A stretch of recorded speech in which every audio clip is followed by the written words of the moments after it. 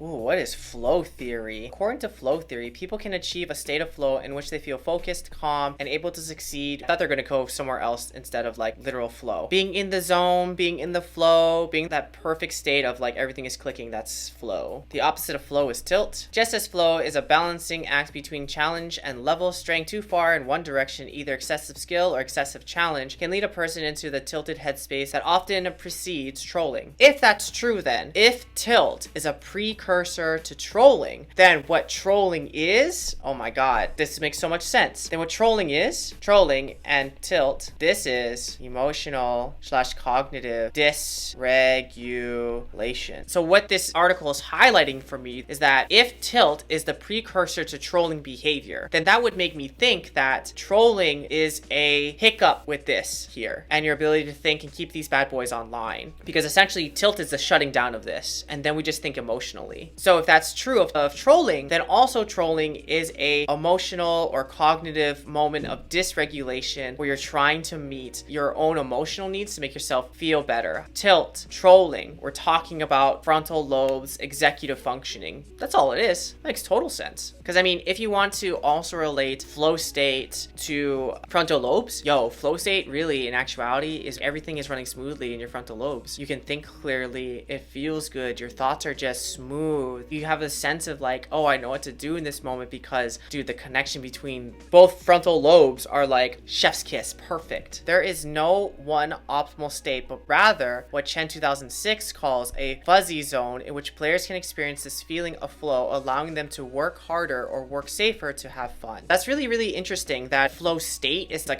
this is the state, but there's a range of what that state could feel like. When you're in that zone, you can perform at a higher level. I think too, what's really, really interesting is that it's all about balance in this thing. I'm sure that state is kind of temperamental, so being able to balance and maintain it, it's kind of like having a plate on a stick and you're trying to spin it. It's all about balancing it there and keeping it going. If I were to guess, I would guess that keeping yourself balanced in that state has something to do with emotional cognitive regulation and executive function regulation.